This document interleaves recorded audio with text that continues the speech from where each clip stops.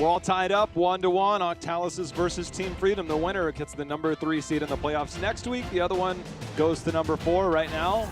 It's anybody's game, Dreadnought, really after is. what we saw last game. Its first game was an anomaly, an awkward draft that did not work out well for Octalysis, but the second one, they're still making it. Who cares what a tank is anymore, Justine says. They're making it work, but I will say that I look at this and I go, I'm not as convinced on Octalysis here. We've gotten 2 drafts that deviate from the norm. Game number 1 didn't look too hot, and then game number 2, though they did get the victory, I think it's unfair to say that was a clean victory by any means, especially considering some of the trade-offs, especially at the end there with the decision-making out of Lutano. So it's, what does that look like as time goes on? Number 1, does Freedom hold the mental strength? And number 2, is this drafting actually functioning there for Octalysis here? Because I don't know at this point. Octalysis is taking Team Freedom to their favorite battleground. All right. Here on Infernal Shrine. So maybe they've got a plan, a strategy. The Anubarak Greymane. We saw it work very well when they turned things around versus LFM. Since then, it was thwarted by Endemic. That time, we anticipated maybe some more early game aggression with the rotations. Did not get that, but a few minor misplays late game, as Medivh will be the first ban here by Team Freedom. See what we're going to get here in response from Octalysis. The standard would be Hammer. But in case for some reason they are feeling a little bit different here, knowing that they are in a different draft slot, typically, than Freedom is normally used to on this battleground. So Diablo wasn't banned last game. Any chance he makes it through here? I don't think so. Not on Shrines. But I normally would have said that about Cursed, and he made it. I feel like the kill potential around the Shrines is a little bit too good here on Infernal Shrines, along with his independent Shrine controls. We get the Maiev ban. Well, he's here. See if Zugrug snaps lock that in. Nope. Instead, we get Whitemane, the epic music. It's crazy to me to think that Diablo can be near first pick, first ban for almost every other team, but now it gets into a point where he might be negligible within some of the drafts, even on his best battlegrounds. Prismat can play a mean Tychus, and we saw what Tychus did to an Arthas. He can do similar things to a Diablo if worse comes to worse, but 2 very strong heroes, Yrel and Tyrande. Taking a bit of a page out of the last series there with the 1-2 Yrel Tyrande, something that we got twice already in the 1-2 at the second pick slot. See what the response is here from Freedom. With the Whitemane pickup, they have the better chance to move into double support if they would like. There is the Diablo, and we get it as a Malthael. Okay, if you were to just take a shot in the dark at what hero Justine would play this game? Does he have the opportunity to pick Zul? Because anytime I see Tyrande, I'm going to say it's Zul first. But if they ban the Zul, or it's not an option to go with the Zul, what's he going to play? The one thing on the Curse Strikes that works so well on Shrines is its enemies hit is where you get that. On Shrines, there's always going to be a multitude of enemies to hit to get value out of that, and then the healing off of the heroes in the mix. It can always help you survive in those situations. Whitemane has a cleanse, much longer cooldown than a root. Malthael post 13 has a self-cleanse. The Tychus That's interesting. banned out by Freedom. Really concerned about their Diablo pickup here with both the Malthael selection, not that surprising, but a denial of the last right kill potential, and then the bigger they are denial there too. It does maybe incentivize the Arthas for Octalysis a little bit better, and pairing that with the Yrel Tyrande kill potential early game is very good, because that counter can work both ways, but Malthael has the threat there onto the front line for the most part, so take away the health pool and just pick up the Zul. The other thing is, Tychus does percentage-based damage, but as we've seen the use from Justine, 12% I believe is the number with your own armor at level 1. Anybody that's near is going to take a large percentage of damage of your health. That works very well against Diablo. We already have the single target focus with the root, the Mark Tracer with a Phoenix. My goodness, J-Hal, how things have changed. I'm so taken back here by the draft choices here of Freedom. I would not be surprised if something like a Zeratul or a Valera shows up here. to maybe deal with that. Genji has been let through, but Draded is normally on one of the other supports. I think the Valera makes a bit more sense than the Zeratul, though. Zeratul is usually we need the one an executioner here. Greymane. Yeah, I forget the way that they draft. We still need somebody that can actually kill people and follow up the damage there. Greymane will be able to do that a little bit, but I don't know.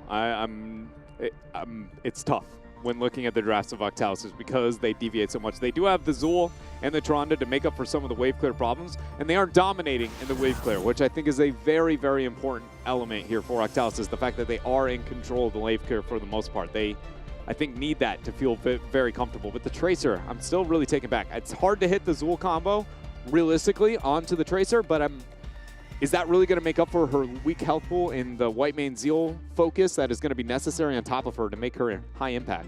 The Tychus ban makes more sense. Tychus can, with the bigger they are, rip through some high health pools. Follow-up has good shrine control, but also has Neo Seal coating to deal with a pulse bomb that comes in. Yeah. Greymane, by way of having a high health pool as a ranged assassin, and when he moves into Worgen form, gets 10 armor. So that does give him ways to deal with that. We've seen at level 7 in the past, the extra auto attack range in human form to trade out with a Tracer. So the Greymane makes a lot of sense in a lot of ways. But overall, Diablo on Infernal Shrines we know is strong. Zul will be the answer here for Justin. Spell armor, the choice there for Tyrande at level 1, not wanting to go with the cleanse, something that they can use to maybe mitigate some of that Tracer damage output, at least pre-10. Everybody else sticking to the norm. It's going to be Feast or Fear there for Diablo.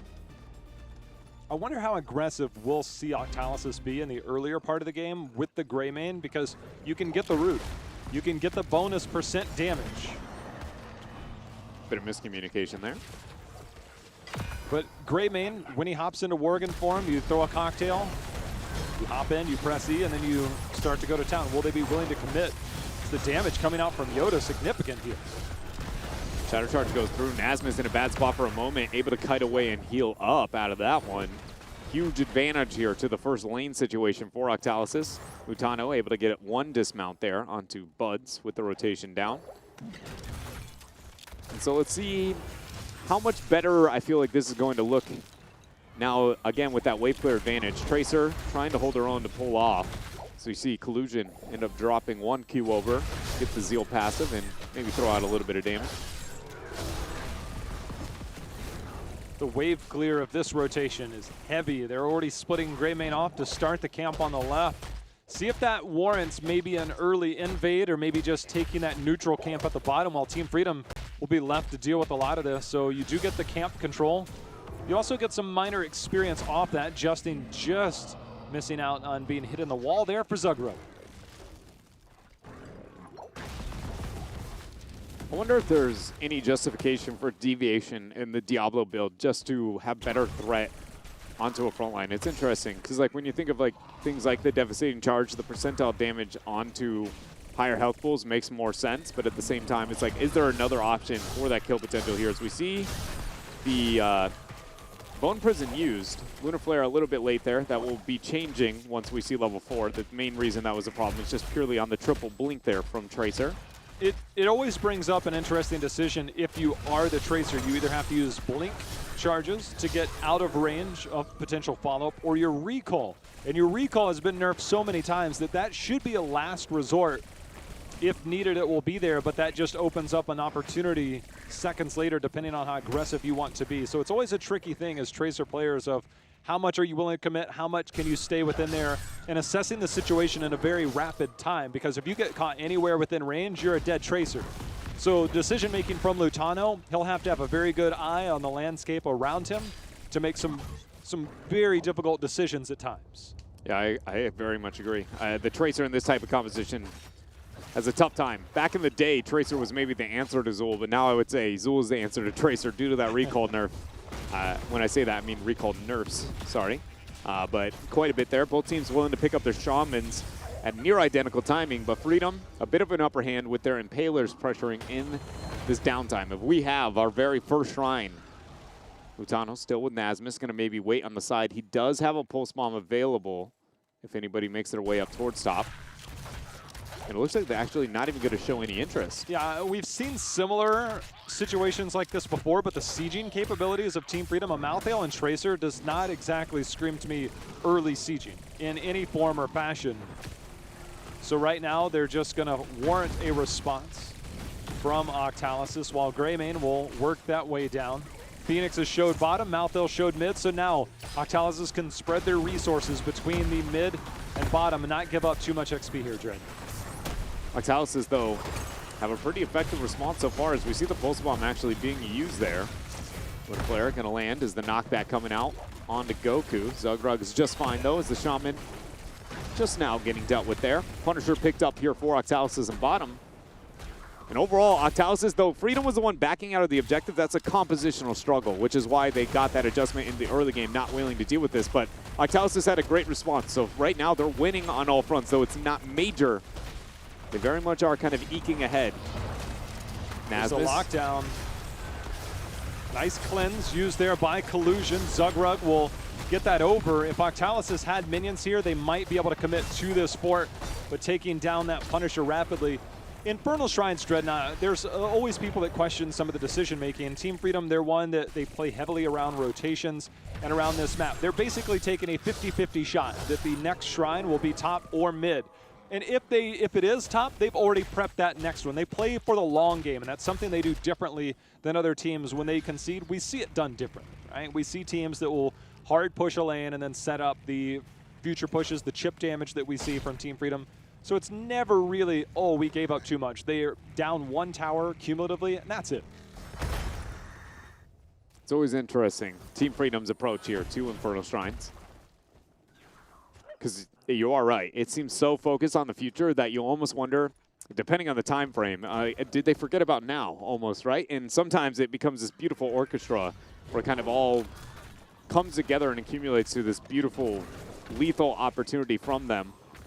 But other times, maybe question whether or not they gain as much. But right now, they're gaining enough here in the earlier stages, as that first Punisher did not obtain enough for Octalysis. We know the next shrine going to be top. We'll see what Freedom decides to do with this information, as they do end up losing that bottom four.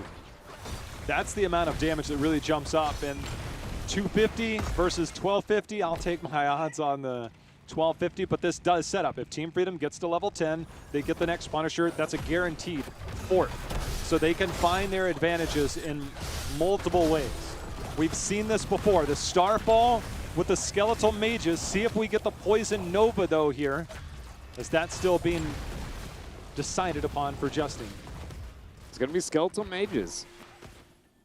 Double ranged initiation here for the two that wear a lot of free damage. Tracer, actually, I don't know if you play a lot of Tracer. Have you ever dealt with a Skeletal Mages as a Tracer? You know, you're desperately blinking out. The good news is that you're constantly auto-attacking as you're pathing through, getting that cooldown reduction with your level 7. It is still, it's not fun. Your low health pool, you will feel it more than on any other hero or most other heroes. The thing that I am really excited to see is the Executioner style post-16 for a Greymane with that style of composition. Here we go, trying to get in range for the salvo. That's going to come out with the slow, except that doesn't end up landing. The sleep is going to land there. Lutano taking so much damage from the Starfall. Octalysis holds Dread with their double support. And the entire time, Zool has been just whittling away at bottom lane, getting that clear. Also starting up the Impalers here of Team Freedom. Got a solo deny on that. And J-How, just before this next shrine fight starts, that exactly is what I was talking about. When Team Octalysis has wave clear advantage, they look a lot better and gain way more on the battleground than if they don't. Look, Malthael is going to show himself on the bottom of the map, not mid. It's not like they're at a major disadvantage when it comes to XP. Zool will make his rotation up. Draded and team with the double support will continue to zone out. Lutano going over, but here comes Justin with the Skeletal Mages. Collusion trying to get the retreat. Sacred Ground down, but Goku with a huge hammer knockback. Collusion healing himself up. Actually survives there. Now Zugrug getting body blocked to death by Justin and Friend. 75% healing reduction coming through, but Collusion holds on. Now Lutano here with the rest of the squad. Nasmus eats the Bone Prison. 7 skeletal defenders in favor of Octalysis here, and a reset for Freedom before the reinitiation. Dread, I got one word for you. White Mane. Collusion did everything he possibly could and managed to keep both himself alive first and Diablo alive second. As we see an early skeletal advantage. Look at Phoenix's positioning, Dreadnought. Coming in for the flank again. Lightning Breath is available if they want to try that combo. They got the salvo. Sacred Ground already popped there as the focus goes on to Justin. He eats the pulse bomb. A lot of damage coming through. Lightning Breath is there along with the salvo. Stay a while and listen. Hitting 4 members, forcing Yoda to teleport away. Zugrug is going to be the first to drop as Goku goes ahead and leaps forward. Nazma is trying to help recover on those defenders, maybe buy a little bit of time. There is the salvo coming through again. Another attempt at an interrupt there as Nazma is trying to get the last rights. Prismat is not going to go down, but Justin so weak, so low. Prismat is falling as well. Oh my goodness. The double support of Octalysis holds on, and they have 35 skeletal defenders. Yeah, they're still in the lead. Goku trying to survive, and here we end up seeing Tyrande fall. Diablo's back. He says no souls, no problem. That's a double kill here for Team Freedom, and Octalysis finds himself 2 skeletal defenders away. They're going to find themselves a lot further away as Lutano comes in, confirms the kill onto Prismat. And Freedom is in a position that they are actually zoning off hard enough to secure the rest of this objective. That was amazing here from Team Freedom. And now we are at a position where they are going to be able to siege away here at the top fort. That is going to go down for free. The question is, how much do they get past this? How much free damage maybe onto the sidewall, especially with Malthael not available? Well, we highlighted it before, is that Team Freedom will play for the long game. They have that down. This Punisher still at 100% health will now make its way in. 1 keep tower is a nice chunk of XP at this stage of the game. Goku, he's on some sacred ground, getting himself 40 armor in the middle of that. Sidewall is all that is going to be achieved here for the siege up top for Freedom. Zul receiving a bit of pressure as we see the rotation down from all of Team Freedom. Oh my goodness! I'm like, Prismat, you're going into a Diablo behind that. He says, I do not care. I'm hitting down the beast met. I'm getting the reset on my go for the throat. They're continuing to track down Goku. There's this cleanse. Use Goku will get another cooldown and another cooldown here in a moment. Zugrug puts him in a position to try and get that Beast on Fear healing. And that's enough to take down Diablo. That is a gutsy call by Prismat. It is. And to have that kind of keen of an eye to identify that type of situation and help recover within this game, it is a massive win there. That one chase set this back to almost dead even, if not even even. Octalysis is now technically a lead, structurally speaking. Collusion. And they're not done. Goku is just in absolute terror. Drops the B steps. And rightly so. He's like, I'm going one way, gotcha, go on the other. By the way, On the Prowl was picked up for that movement speed. I'm like, man, he's moving fast. Yeah. And he picked up the On the Prowl. Hasn't been the choice that we've seen traditionally for Greymanes at 13, but that helped him track down that Tracer. And now, structure starting to fall. A lead amassing here for Octalysis as they put the heat on to Team Freedom. They are going to be winning the race to 16, I believe, strong enough as that bottom shrine warning coming up over the next few. When that does happen, it puts them in a position to win the first half of the objective. The biggest thing, if you're Octalysis, is somebody, specifically Zul, probably needs to make his way to top as soon as possible to make sure to get rid of that Shaman camp and better enable yours to be a problem in the downtime. If you pick up the Shaman with the 16 window, you need to either split push, or excuse me, push with it or split push against it. And considering it's a 5-man rotation, to me this says Octalysis wants the top fort, but it comes at the cost of their bottom fort and their 16 advantage. Can't help but feel like that's not necessarily a worth trade, so we'll see what they do. Team Freedom will try and get some experience back, knowing that Octalysis had to deal with the lane in the top. Also anticipating that they would be on the Shaman camp, which indeed they are, and that ping will confirm that. So 2 members have shown. 1 tower goes down, 16 near. Team Freedom will be on an even talent tier fight. The best part about this Dreadnought is no matter how you shake it up, at the end of this series, one team is ranked 3, one team is ranked 4 in the playoffs, and they could very easily see each other again next weekend. That is one of the silver linings. You're like, wait a minute, this is likely to be a rematch no matter what ends up going down here. As long as they hold their dominance against teams like LFM and Endemic competing here in North America through our playoffs. We got 12 seconds though. Freedom is now just picking up the 16. They got rid of the Shaman on top. It's time to fight. Major 16 talent tier spike with the Executioner and the armor reduction on the Bone Prison. Goku already making his presence felt. And Zugrug charges him right out of that, so that will put that on cooldown. But now they've got the target focus on to Zugrug, and they blast him. The Ancient Blessings and everything go in. There's going to be the knockback. Nasmus trying to survive. The cleanse or the self-cleanse goes in. Prismat trying to get the takedown. The White Mane healing is going to be there. Prismat will track that down. The White Mane root in return, and Prismat, he says, I am not done yet, Dreadnought. Prismat is an absolute monster on this Greymane. This guy is just not letting up. Now Lutano trying to survive, get in range of the flask, might end up going down, but the lightning breath, the heal's coming out from Drayden with that lunar flare. Oh, was that on a Tracer? Is that even possible? Drayden, that is a raw lunar flare on a Tracer, Dreadnought. Never in my wildest dreams. Same. I'm thinking, well, Prismat bit off more than he can chew, and then, wait a minute here. I know some of these words. Ancient Blessings used, trying to burst down this keep before the Punisher ever gets here. Octalysis, we've seen them in a similar position. The difference with this one, Dreadnought, their best race with the Greymane, not here. Inevitable end used to bait out that first leap there of this Arcane Punisher, but now it is just an easy clear for Freedom, as Octalysis not wanting to risk positioning past the line of keeps.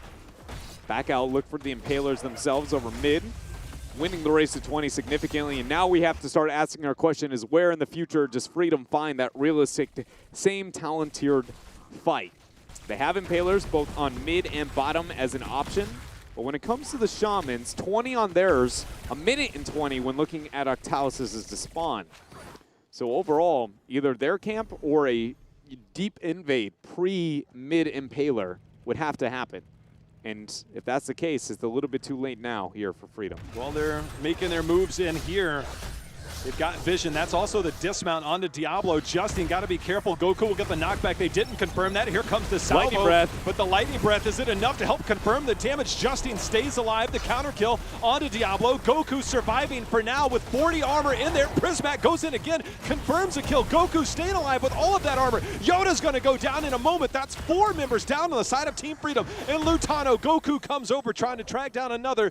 Dreadnought, this might be early enough. You have a Greymane. Yeah, Team Freedom is just allowing Octalysis to go into that bottom lane. J-How, there's already a catapult building right there. They've got another wave with another catapult behind. 20 seconds until Diablo's going to spawn. And that Diablo is essentially a glass cannon to a vulnerability Bone Prison post 16 and a Lunar Flare combo with the Hunter's Mark. Lutano has to keep those catapults off the core, but Octalysis wastes no time. They're ready to end this. They've got the armor, they've got the healing from Ancient Blessings, the shield's already down. Octalysis looking to go up 2-1 in the series, and it looks like they've done just that behind a sensational performance here by Prismat and team on Team Freedom's best map. But Octalysis comes out. This is after game 1. If we don't look at game 1, Octalysis, game 2, good. Game 3, better. And Prismat's performance in the guts, the gall that he has to go in and make those plays. Wow. Yes. Willing to put the team on the back in a situation where I feel like he's a player that maybe doesn't necessarily, when it comes to immediate play itself, get his name yelled out at the forefront of Octalysis and the plays that they are able to make, but when it comes to the stats and the numbers behind it, not quite the same case. Prismat has always been a very big standout player here in the North American scene. I'm very impressed with what we got out of him specifically. I feel like he just took that whole game onto the back of his shoulders there after that top siege. And Lutano, the situation that he was in, I very much feel like that is understandable, but I want to bring it back to what we saw happen with the Falstad. We talk about that game, like with the raw Lunar Flare hitting, things like that. I don't think this is, again, the standard Lutano play. I can't help but feel like I think it's getting into his head. Falstad, Tracer, both low health pools, both susceptible. The Falstad plays on him. There's no mistaking that. It's one of those things that we all know. You're targeted when you come in. The circle's there. Maybe fly slightly around the corner. He had vision. He just didn't have full vision. And you know that there's somewhere in your mind, like as you're landing, you're like, oh. It happens to all of us. It's split-second decisions that are tough. It's one of those things that a pro player, you hope that never happens, but when it does happen, it's very evident. Lutano's still one of the best we got, but Prismat, Dreadnought, that level 13 talent there's the extra range on your Worgen form and your disengage. Yeah. There's the other one where it's more around the abilities. But very rarely do we see the movement speed one. And I'm like, man, he's tracking him down. Yeah. I don't think I've seen that talent picked up in a while. We don't see a lot of Greymane, and there is some variety towards that level 13 talent tier. But when he made that play, knowing a Diablo just exited, just right on the other side of that, that is... It was ridiculous. It was really well done. There are very few people that I think would even attempt that. Yeah. And they're probably a little crazy, but sometimes crazy works. And yeah. that's wild. Like that moment where you go, no player has the confidence to do this other than Rich, and somehow it works because nobody else would have been willing to do it. But Rich Prismat had that moment for a half second there within that game. And it's the reason that Octalysis is now up 2-1 in the series, now 1 game away from securing that position within the playoffs itself to be the 3rd seed there under Tempo Storm. They've done it. They did it. They took Infernal Shrines, a battleground that Team Freedom has gone back to prioritizing. They did it against a Diablo who we know has been a terror. Zugrug, one of the best tank players that we have. A terrifying Diablo amongst many players on that hero. And they just dominated with it. There was the first shrine. The second shrine was probably the most intriguing when Octalysis went down. They saved that. But the double support comes out. It's going to be a constant point of contention. The Zool will come up, and the Zool will